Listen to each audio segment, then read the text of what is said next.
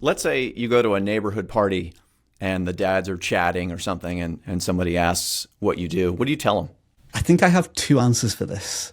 And the first answer is when I don't really want to try and reveal what I'm doing, or I don't think the audience, the crowd is really going to get it. I just describe myself as an online marketer, something along those lines. But then if I think the audience is more receptive and they may find it interesting and cool, then I say, I'm a YouTuber. I'm still haven't really figured out what to call myself, to be honest, Matt. Like, influencer just sounds terrible. I hate to be thought of as a guru of any kind. I always try and push people away from that term and describe myself as a passionate educator with knowledge and advice to share. And I think most people watching probably know what VidIQ is. I've been a customer for years. I feel like it's kind of become like the standard in that particular business of YouTube. But how do you explain to the layman what VidIQ is? For people who've just come onto YouTube, it lifts the hood under every single video on the platform in terms of like simple information, views, tags. I'm talking about tags in 2025. Can you believe that? That's how we started out. That's how we started out. But as the company and the software has evolved over like a 12, 13-year journey, we have moved into just so many tools that are both on the Chrome extension, on the web app. And now, as we are trying to tackle this onslaught of AI, we're also trying to recognize the human element of the creator, which is why we have people like Tim Schmoy who are leading the coaching side of things to offer that emotional support and to have an actual voice from an experienced creator / viewer who can help creators who are ready to make that next step once they've installed one of our products. Yeah. Well, thank you for not forgetting about the humans. We appreciate that with the technology. But one of the main reasons why I wanted to make this video and this conversation with you is because you've had a unique journey that is similar to my journey, which was we were both creators on our own who got reached out to by companies and hired internally to be spokespeople and hosts for the companies and representatives of the companies. So can you tell the brief version of your story and what you were doing and when you got reached out to and all that? 2016, when I was starting to get into YouTube a little more seriously, I'd built my own channel to, I think at that point, tens of thousands of subscribers, maybe a couple of millions of views. And I was using VidIQ at the time and finding it very useful. And back then, I thought YouTube tags were quite important. VidIQ has a YouTube tag tool. It still has it today. And I wanted to give a little back to our community, my community. The videos were mostly about tech, Android, tablets, that type of thing. And I made a video how to copy tags from other videos and use them on your own. Search engine optimization, or SEO, is key to getting your videos seen, and video tags are just another part of SEO. That's where the VidIQ Chrome extension can really help you out to find out what the best tags to use are for your video. I'm sure you'll remember at the time there were two principal software assistants on YouTube, and that is VidIQ and TubeBuddy. And it just so happened that at the time, VidIQ's tool was a little better. So I could have easily made that same video for the, quote unquote competitor. But I made that video, I uploaded it to my channel. And even though I don't use Twitter very much, it is the one tweet that literally changed my professional career, in that I just included VidIQ in the tweet and said, I made a video about your tag tool.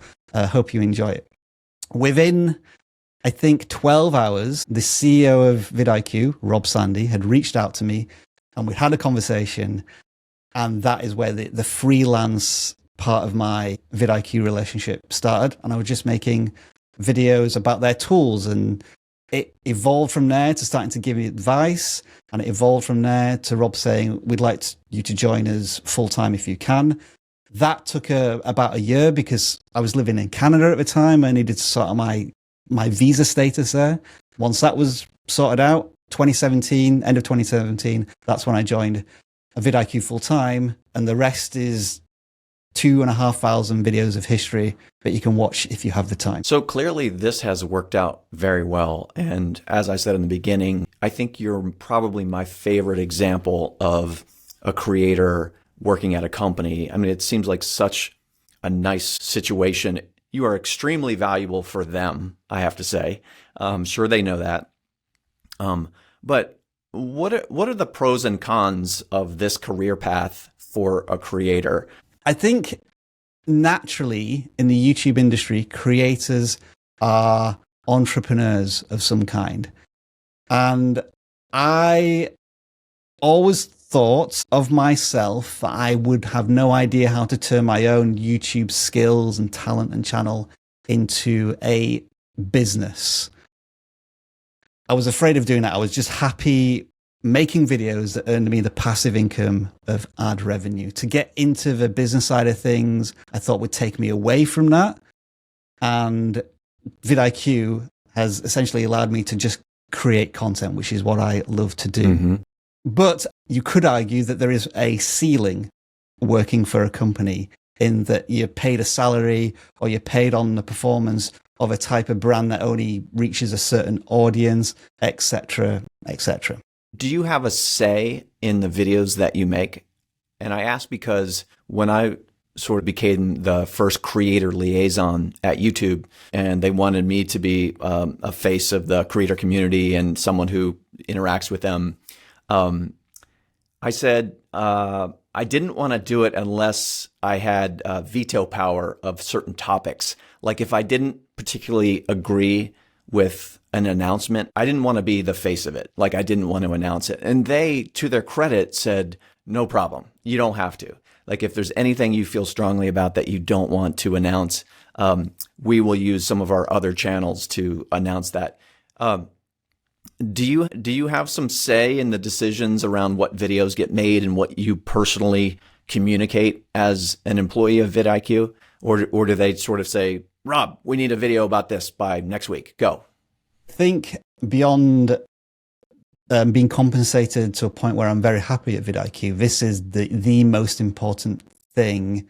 And the reason why I'm still at VidIQ is that Rob Sandy, again, the CEO, essentially just put 100% trust and faith in me to create relevant content for our audience. And I guess that editorial freedom remains to this day. It's got a little more complicated because it's not just me on the channel anymore. But when I joined the channel, all that was on there was, I think, one ad with like 70,000 views, and I think they had maybe 1,500 subscribers. The rest was up to me. So I was given a blank canvas, and I think if you're a creator, that's a dream situation. The one weakness I had was I didn't really know much about YouTube education. I was just doing tech stuff, so I had to learn quickly and on the job. But obviously, I kind of gained that experience through osmosis of making my own video content. So yeah, there was very often times where I was saying to myself, if you're just one step ahead of your audience who's watching, you've got something to share. And sometimes I still feel like that, Matt. Like I still feel as an imposter, like I'm going to get found out at some time. But yeah, that creative freedom, that creative license, that is what keeps me here at VidIQ. That's very cool. And one of the things I really appreciate about you is that you keep it real. Like sometimes you actually give YouTube a hard time about a certain announcement. You're not what I call a YouTube cheerleader. And in our community of YouTube experts, it drives me a little crazy when people are just 100%, yay, YouTube, no matter what announcement comes out, even if it's not great for creators. I really appreciate and respect people who keep it real and, give YouTube a little flack when they need to hear it. I guess to Rob Sandy's credit, like he's cool with you doing that as well. And is that coming from you or? You're right. There is a fine balance there in that I think what we try to avoid is imagine if the YouTube CEO saw this video, what would they think of our attitude? And so we have to be conscious of that. Sure. What I try to do as much as I can is offer a kind of a balanced approach, even when I'm holding YouTube to account in some senses. For creators who are considering this type of career path, being a creator for a company, there are certain things that have to be aligned. Like obviously the creator really has to believe in the product and the service and be behind, what they're going to be talking about. I think also they have to be careful and make sure that the deal is one that is favorable to them, and they're not just a puppet on camera for the company. I've been pushing for companies to make better deals with creators who are going to be the face of the company. And what that means is companies should not just pay a creator like a flat rate for every single video that gets made. That might work well in the beginning, but over time, as the creator becomes like the face of the company, and I think I've seen you talk before about how people think you're the CEO of VidIQ. Can you talk a little bit about that? And I know you can't get into specifics about your exact deal with VidIQ, but should creators have some skin in the game and some upside to the growth of the business, especially as they are such an important part of it as the face of the company? I was trying to think of a good analogy of how you were talking about how brands treat creators, and I'm wondering if you need to almost treat creators a bit more like artists rather than employees. So in the sense that you allow them that somewhat creative freedom of expression, which I think we've kind of talked about earlier with me having, at the time, full control over the channel. The first conversation I had with Rob, we agreed that we were going to do some hourly work on some videos, and he asked, how much would you like to charge?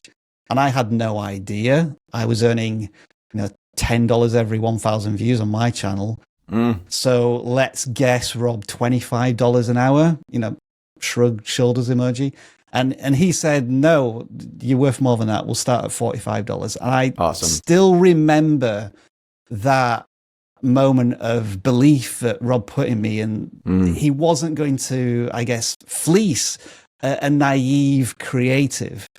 And love that. If I say that's held true for the next 10 years of our working relationship together, you can see how maybe I've benefited and succeeded as VidIQ's grown.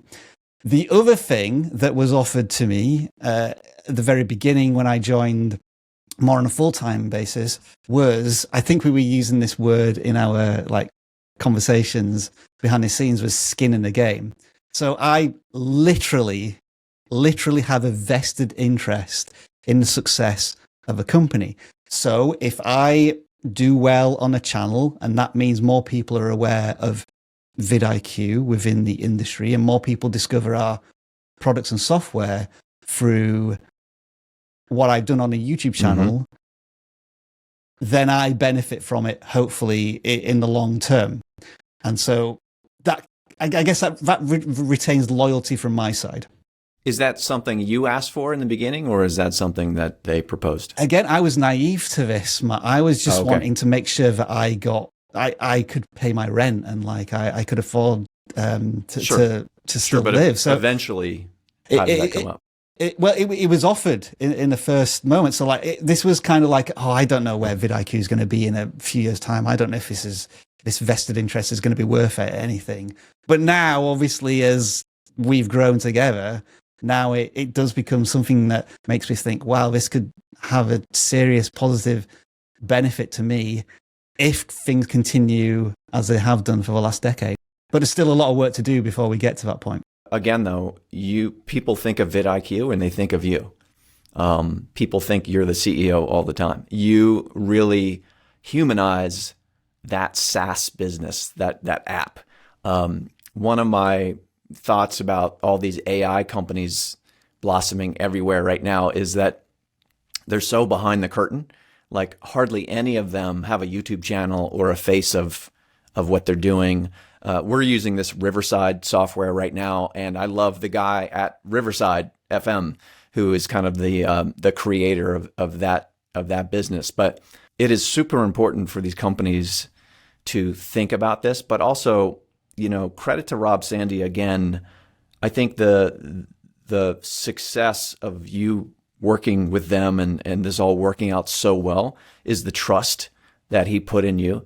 And the fact that he didn't try to lowball you with some cheap deal and take advantage of, you as a, young creator and just trying to get a decent paycheck. I mean, he recognized that you could be an integral part of the whole business, which you are today. I think it really helps that Rob himself is part of the creator universe. So he, more than anybody, understands the creator's journey, needs, desires, goals. Whereas other brands who are on YouTube might not necessarily realize and recognize that with the people that they're looking to hire and recruit.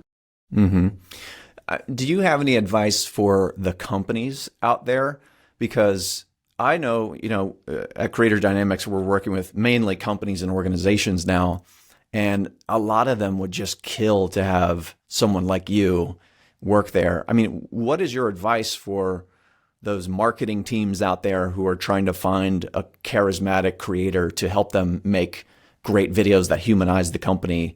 What should they be doing? Hey, real quick, if you're a part of a company or organization running a YouTube channel, or you're connected to one, my company, Creator Dynamics, is now helping to launch and rejuvenate YouTube channels for larger operations. If that's of interest, visit creatordynamics.net, link below, for more information. Also, even if you're not a company employee or part of an organization, but you know of one, if you connect us with them, we pay a substantial referral fee for those who do if they become a customer.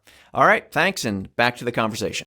Give value first, sell a very distant second, because most people on YouTube are not coming on to YouTube to be sold a product or a service.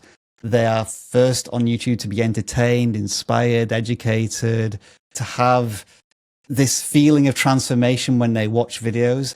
And if it just so happens that once you've provided that, you can help them a little bit further with your product and service, I think that helps.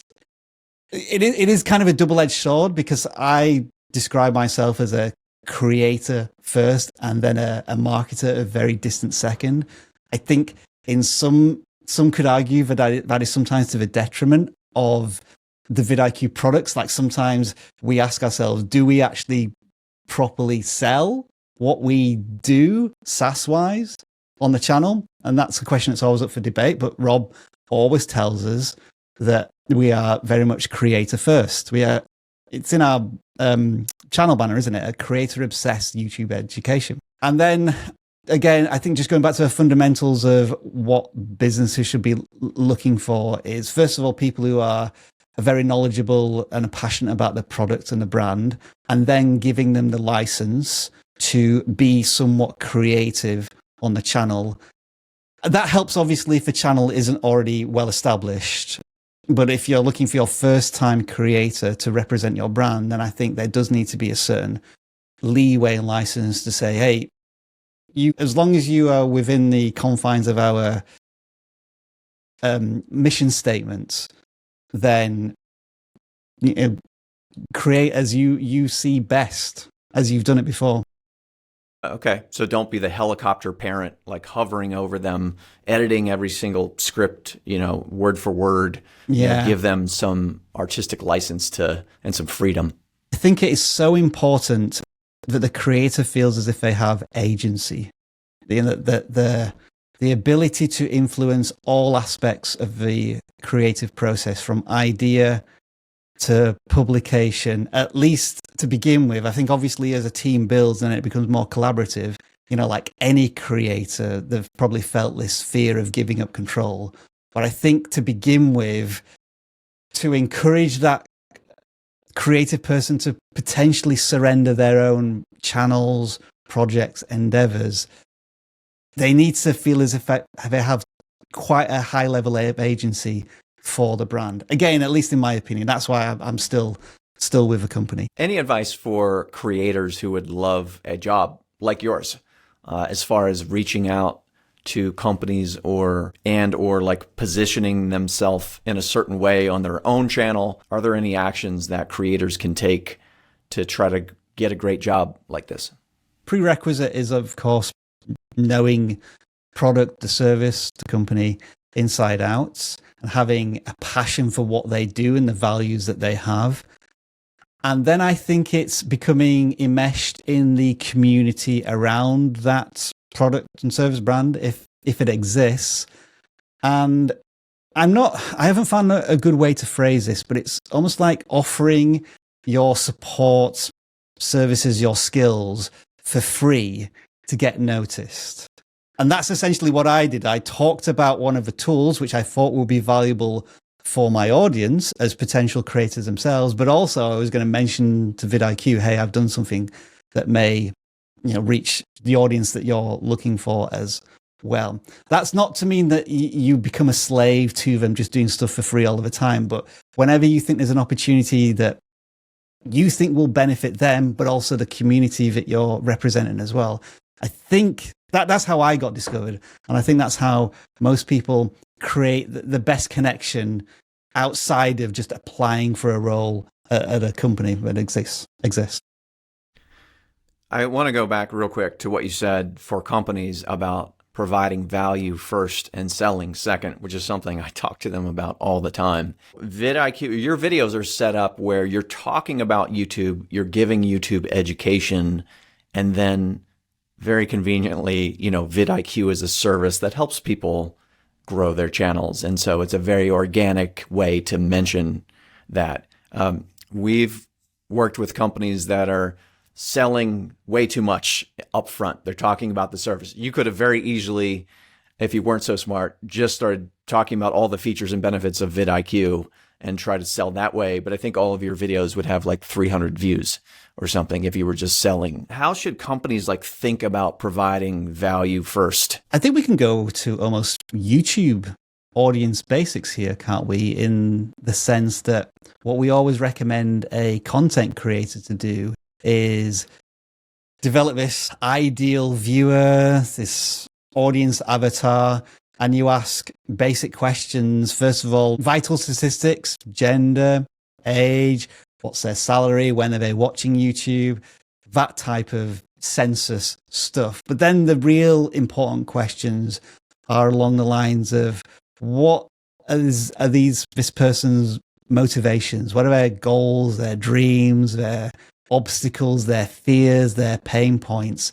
And start to address them as if you are a friend talking to this person, as opposed to a business selling that solution first. And as I think for us, it's easier than most because people tend to find us when they're a creator and they're searching for that advice. What about the head of marketing at this company who says well, we got to sell. When are we going to sell?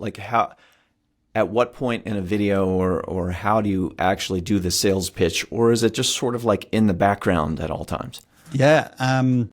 It is, again, another classic YouTube piece of advice is when is the call to action most effective? And the answer tends to be you don't do it in the first 30 seconds because the viewer is probably saying to themselves, I don't know you yet. I don't care. Why are you telling me to do something? Whereas if you're 2 or 3 minutes into the video and you've provided some value and the audience is now invested, then you have more of a permission for an ask, whatever it is, a subscribe, sign up to a mailing list, offer a product. And if you can maybe offer some, it gets a bit more marketing now, but fear of missing out, this offer expires, or exclusivity because you're watching this video, you might get a bit of a discount. I think those are the basic strategies. But if I'm now going to associate myself to, I think, one of the leaders of this, Tim Schmoyer, he would talk about buckets of content where you have discovery content. People discover your content. There is no selling whatsoever. Community content where you create a deeper connection with that viewer. It might not get as many views, but now you're relating to them at a very human and emotional level. And then occasionally you have the raw sales pitch to something. This might be like a big ticket item, a course, for example, which costs a certain amount. I want to make sure I hit you with some fun bonus questions for the Rob Wilson superfans out there. So in 30 seconds or less, here are my rapid fire questions. What were you like in high school? I think I was quiet, a little unusual, a nerd, but not a person. I kind of just fit into the background, and occasionally I do something funny and funky. I think at my end of year predictions, you know, when they say person most likely to, I think I was the person most likely to be a weatherman because I might be a little eccentric and I could present. So I almost made it there. Not quite. What has been your all-time favorite movie or your all-time favorite band? I'm not into music at all, really. I listen to film scores occasionally, but Shawshank Redemption is without doubt my favorite movie of all time, and I'm sure it is for many other people. Top 5 for me, for sure. What do you do for fun now? That's a good question, isn't it? Because what happens when you turn the thing that you're passionate about into a career? It means I get to have a really good work-life balance. So when I finish work, I can spend time with my wife and my dog and my family. Don't really work long hours now. I think I've managed to solve that conundrum. But then what do? I find new hobbies, badminton. Now I have the opportunity to play a lot of video games. That is my very much guilty pleasure. And traveling a little bit. We're doing a bit more of that now. We've resettled in the UK. If you weren't doing this as a career, what would you be doing? I think I may have gone into teaching or training of some kind. I was a teacher for a short amount of time, but it was really hard work and I didn't enjoy the paperwork. So that's when I went and worked for customer service.